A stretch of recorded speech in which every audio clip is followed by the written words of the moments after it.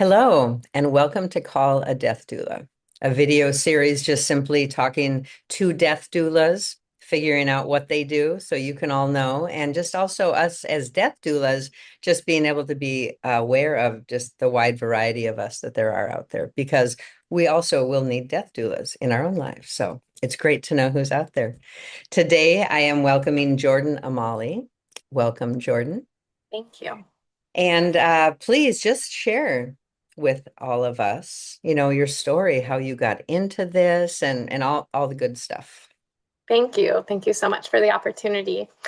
Yeah, when I think about what got me into being a death doula, it really goes back from the beginning for me. Okay. And that's that I think I was always a child that felt incredibly deeply and always had a sense that the things that mattered most to me were the really big things. And so I had a really shaky childhood. My mom was a teenager when she had me, and I'm a twin, so there were two of us. And throughout my childhood, we moved all of the time. My mom was a romantic. She would fall in love, and we would move in with that person who she loved, and that would last, 6 months, and we would move again. And it was just like this constant change in my life and constant not knowing what was next. And I think that that just like instilled in me this like really deep, deep feeling that like the things that are going on in our life, like it's all kind of like noise, and that like there's actually, I don't know, it just was like this like constant grounding that I did within myself as a child, of like, Mm. I don't know, it just like really, and I had to rely so much on other people in my community of like needing um teachers and my friends' parents and other safe people. And it really taught me also to like be really trusting with others. And I think that instilled in me this love, absolute love of like volunteerism. And I've always been a volunteer because my own core, like I had unconditional love and I had safety for the most part, but I really had to outsource for my sense of self. Yeah. And that is, I think, a lot of what doulaing is like is being with people in a really intimate space and a really and being able to be there with them and like in that space, Right. entering a world other than your own. So yeah, it comes from, yeah, I think being that person as a child. And also a lot of that change was grief, like I as a child was losing a lot of things. And my mother comes from a childhood of grief and loss. She had lost her mother to drug addiction at a really young age, and that really, I think, set her forward in life of like searching for love. And so like her own root story, my root story, comes from that, and that there was just so much loss and pain and suffering. Um, and that also, as a child, I learned what that meant really young, and I experienced that. I felt that. Um, anyway, so yeah, and then also my twin sister, she's also a death doula, and so we do this together. We've always been together, and I think that our relationship, we learn a lot from each other. And she went into nursing, and I went into public health. And so throughout my education, I was learning about inequities specifically in health systems. That's where I focused. And so when I thought about all of the things that, folks experience in the healthcare system and how the healthcare system is failing people, I can't think of a better, career than death doula, because death doulas are like the revolutionary like response, I feel like, to failing health systems. Not that I think death doulas have been death doulas long before health Yeah. systems, but Yeah. with different, terminology. But it's really a way to respond to what's not working for the general, the structures that are in place. Mm. And so, yeah, I went into public health, and I was, doing this whole big, important career in like um, program management in health systems. And I felt dead inside because the purpose of all of that work was cost saving, which is so important. I totally get it. And I'm so in awe of the people who devote their lives towards that type of work, and to the practitioners who are in those systems, doing what they're doing. It's an incredible field, but I personally didn't resonate because I didn't care about money. I didn't care about all I cared about in those when I was in those roles was like, did you know people are entering in the world and people are leaving the world, and like we have this like really meaningful thing happening that like no one knows what's happening, and why aren't we all thinking and talking about that? Like I think that the big meaningful things were still really preoccupying my my inner world. Mm-hmm. And so, yeah, I started volunteering at Dougie Center. That was my first experience in working in grief or end of life um, What is the Dougie populations. Center?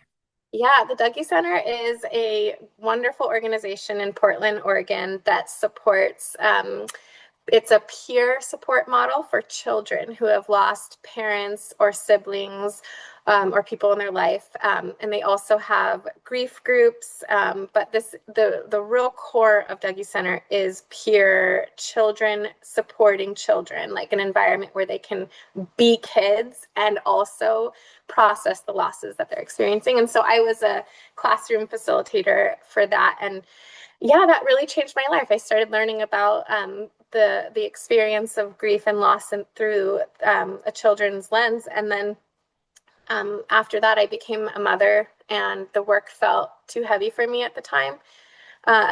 And so I ended up moving into hospice volunteering.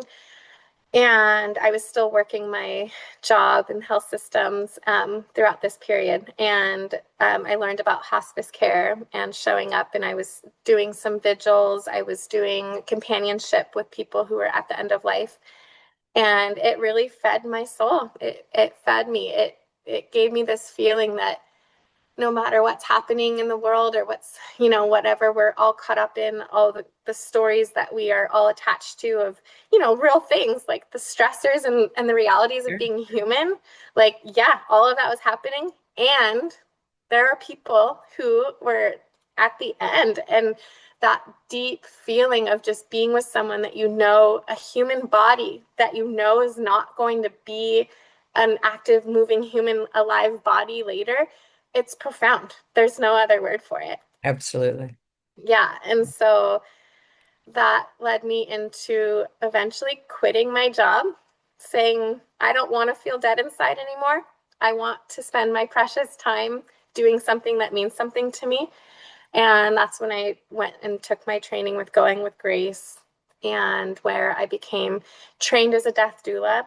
And then over the last few years, that's where I've been focused, and I've been I've also done a lot of organizing the community, because there is also so many folks doing this type of work and supporting the end of life community. And a lot of them are like really passionate about this because of their own personal experiences that have led them to become what they're doing.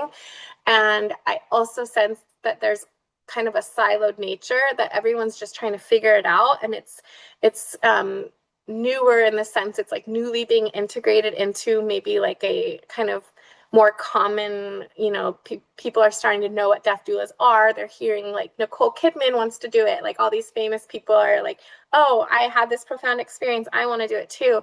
So I think that the death doula community and the end of life community is just like can really benefit from having more organizers who are able to bring people together to learn about each other, see how we can work together. So that's an area that I'm also really passionate about, and that I'm finding a lot of joy in doing. And it's using a lot of my program management and project management background that I've studied, and so it allows me to use that side of my brain as well as being a death doula. Yeah, so that's kind of my story. And I'm trying to think of what else has really gotten me here. Yeah, I think that when I think back to also like some of my jobs when I was in grad school was working at as a hospital transporter. That was my very first medical job. And so I was walking 12 miles a day, bringing people to and from diagnostic imaging. And these people were so sick. And I just remember I was like this fly on the wall, and there were all these physicians and nurses and providers coming in and out, and these humans. And I just always felt like me and the human were being human together. And we had such like, I remember thinking, I need to like write a book, or, I need to like honor all these people that I'm eating, because the stories that they're telling me and the vulnerability that they have in these moments of crisis, because that's what it is when you're in a hospital. Nobody wants to be there. And they are subjected to, all of these people, like they're just so vulnerable. And I feel like healthcare providers have their mission and their goals, and that is very focused, and it's very important, and they have to do it in order to be successful or whatnot. But we all know that there's a lack of like this humanness in those facilities and in that environment. And so I remember being like, oh my God, like I would come home and just like feel like it was so powerful to be able to speak to these people and to hear their stories, and I would connect with them very deeply. And I feel like that's when I kind of realized that was my superpower, because I felt like I was, like floating from it. And I know that I got feedback from other people that it also felt really good in those moments. And so that was another really, I think, formative experience for me. And I also a few times witnessed death in a really, what felt violent, in the sense that people are dying and everyone there is fighting it, and they're doing everything they can to keep this person alive. And at the time, I didn't have the framework of asking the questions of like, what led that person to this type of death, and what maybe could have been done to avoid this type of death.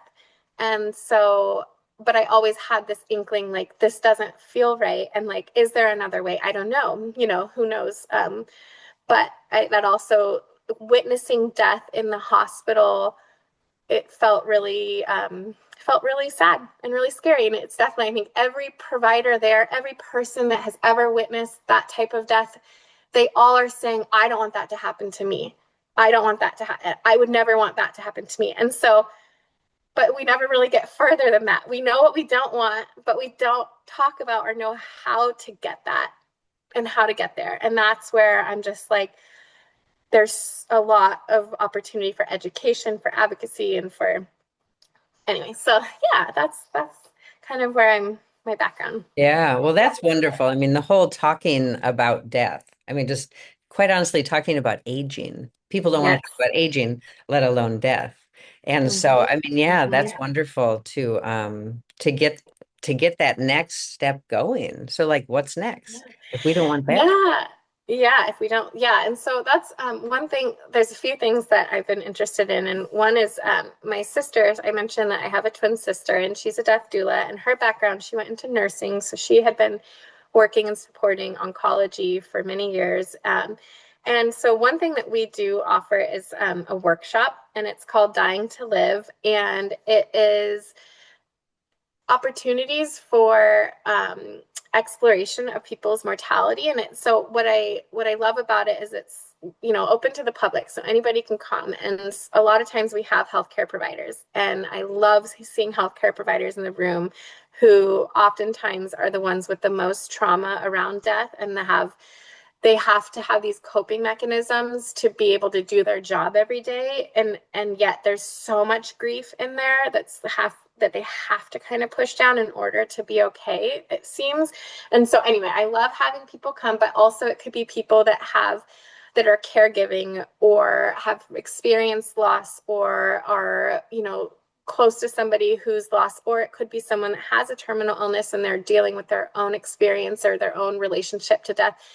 Anybody that's called to come, right? And so And in that, it's, doing certain meditations, it's doing certain exercises that allow us to get into that and open that portal, that is usually opened when you lose somebody or when death is hitting you in the face, and it's usually a slap in the face. And in this way, it's different access point of like, let's open this safely together in community.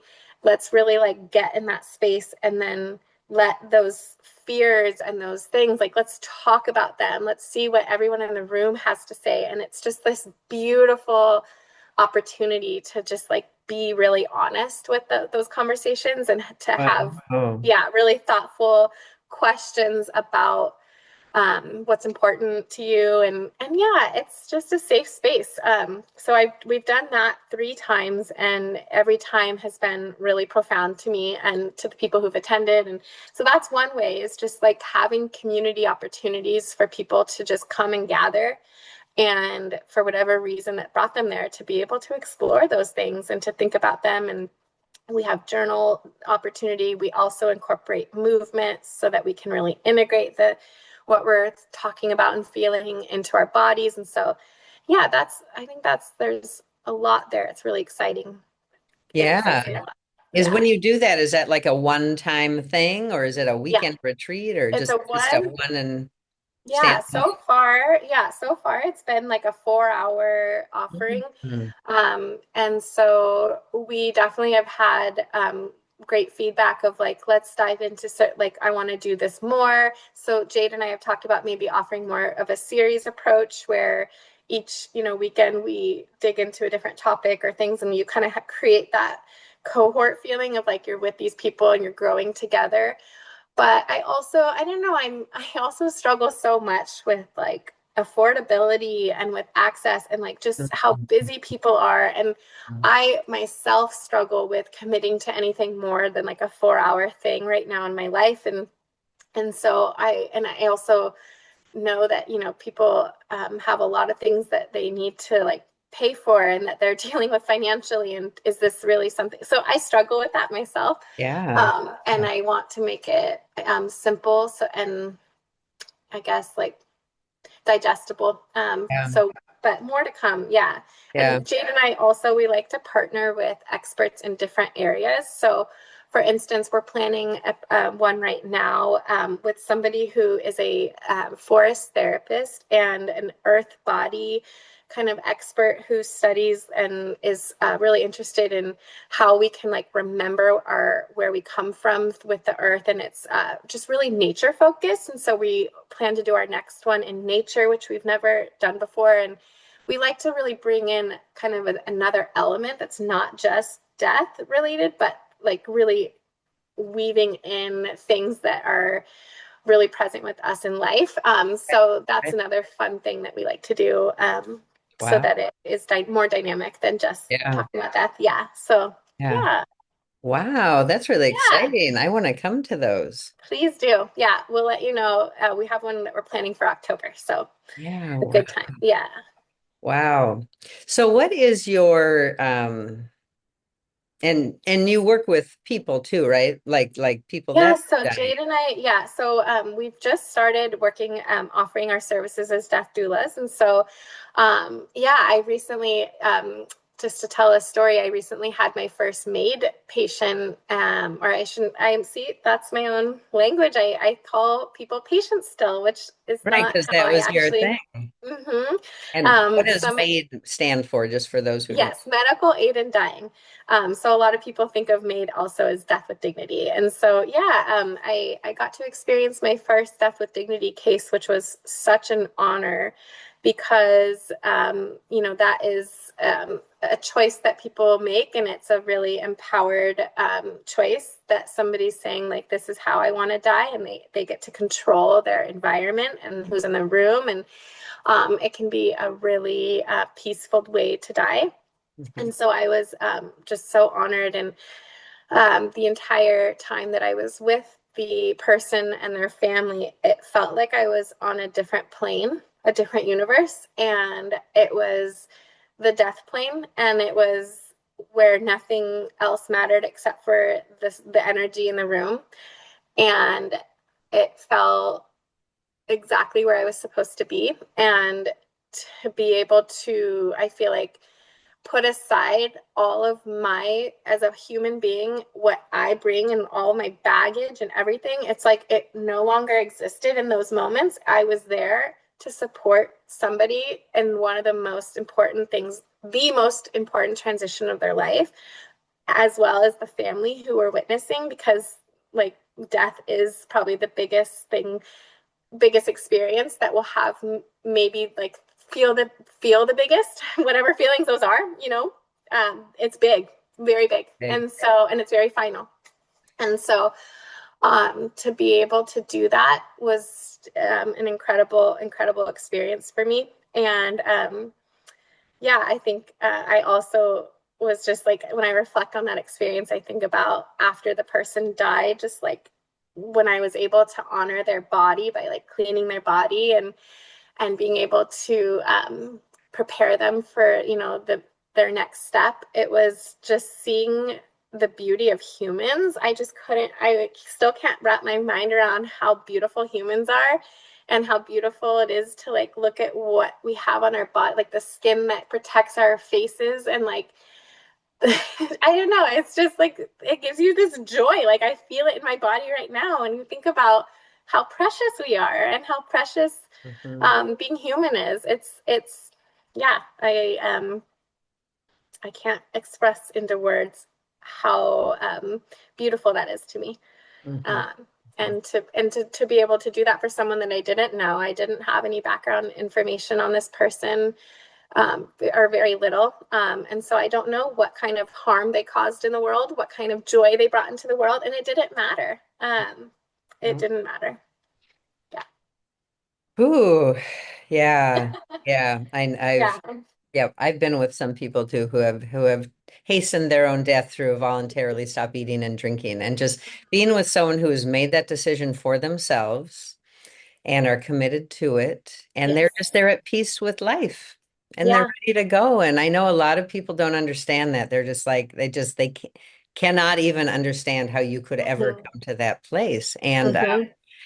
And it's just beautiful because it's possible, right? We've seen it. Yeah. And I experience a lot of peace in my life, and I trust that, like, I think that's how I'm going to die, is because you can choose peace way before you die too, which is Yeah. what I really like to help everyone understand, is like, yeah, you can have a peaceful life that leads to a peaceful death, however Yeah. however you go. But Yeah, and I find it so interesting, and an area that I really want to dig more into of how to support is just like that the person who's made that decision and verse, I mean, it really feels like sometimes it's verse or against the people around them. Like it is really hard when you know deep in your heart what you want and you're making those decisions and you don't always, or the people around in your life just don't understand it, and they also feel guilt around it, and they feel like, especially if they're there to support or if they're there to help, it's like they wrestle with their own beliefs around it. And so that's something I'm really interested in, and I think that's one of the beautiful things about death doulas is they can really help normalize these things and help those folks ask those questions of like, well, why is it that you feel this is wrong, or why is it that you're not, and mhm, spiritually and emotionally, like there's a lot there, right, because the chances of somebody choosing that option and everyone in their life being like, yes, absolutely, we're here, that's very right, rare, right, very right, rare. right, right. And yet people will still show up, they'll still be their support person, they'll still be in the room, or they'll still make sure that the person is getting their wishes honored, which is beautiful when that happens. But in their own heart, it doesn't feel right. And so that's an interesting thing that I've experienced. And it just goes to show that, that we all have, again, like our own stories and everything that has come before, like we are creating what feels safe in the world and how we interact with the world. And death is not something that we have a lot of tools to talk about and think about. And so as a result, it can feel really scary and really conflicting. And oftentimes you're only facing it in a feeling of crisis rather than, um, Mhm. an informed, or like not controlled, because I wouldn't call it a controlled thing, but just, yeah, where it feels like, um, there's like alignment and like that you're, yeah, alignment, I guess is the word. Anyway, yeah, Yeah. Yeah. No, that's I mean, that's clearly there is so much around death, right? There's so much hmm around death. And yeah, that's what I love about being a death doula too, is just really helping everyone in the room just get to be who they are in that moment. And if you're scared, that's okay. Like, let's yeah, talk about that. Of course you are. yeah, This is weird. We don't live a life yeah, encouraging people to die when we're not ready for them to. yeah, But, just allowing everyone to just be their full self, however yeah, messy that might look. And sure, you can be yeah, mad at the person, maybe hold off on saying stuff. I mean, it's yeah, just coaching the yeah, whole situation. And I know people are so grateful for that in the end, even if they don't even know it's happening at the time later, they're just like, wow, we right. did corralling and you did. Thank you. We didn't even. Yeah, we need that, having that direction and having, yeah, that person to be able to like moderate, facilitate, like it is so critical. And I always like to think of the when people say like we die the same way that we live, and that's very true. We all live messy, complicated, painful, joyful. Like Mhm. we will say the things that we didn't mean to say. Like life is hard, It and is. we're gonna show up, and it's gonna be hard and complicated. Yeah. Mm-hmm. Mm-hmm. Yeah, I have a family right now that, and it's that's just, it's showing up a lot of it. Just every single person will be in the room and seeing the same thing, but having vastly different experiences, vastly Mm-hmm. different ideas about what does peace look like, what does quality of life look like, what do they want to happen, like the words will be the same, but the meaning behind it is just, yeah, it's Right. and it's, yeah, it's fascinating and it's tricky. And I love being able to help pull that out and figure out how we can speak maybe not the same language, but how we can just understand each other a little bit more. Right, right. And a death Mm-hmm. doula too offers something that kind of none of the other professions involved do. Like, the hospice nurses, they can do what they do and they leave. Mm-hmm. The doctors, it's like death doulas are there to answer every question in all Yeah, those categories. And yeah, I feel like sometimes people too feel like, oh, I don't need a death doula. We can handle it. We're all doctors in the family. We can handle it. Or it's almost like if you ask for help in this setting, you're saying, you're somehow weak or something. But I don't think people understand what happens to your brain and your body and your family system when yes, that's going on. I mean, yes, you don't know it till you know it, and your brain is scrambled. And so, yes. yeah, just being able to just again, the way I say it is just kind of being this like carrying them in a nest or a basket. We're like, okay, you guys be what you're doing, Absolutely. and I got Yes, you. Whatever you're yes. doing, I'm I gonna. love that. Yeah. And it's, I also think about like what we aren't, like we can't problem solve for like the problems that have been in a family dynamic for the entire, existence. And we can't problem solve broken systems or the fact that we have lack of, caregivers and that we have facilities that are less than ideal. Like we are not able to solve those.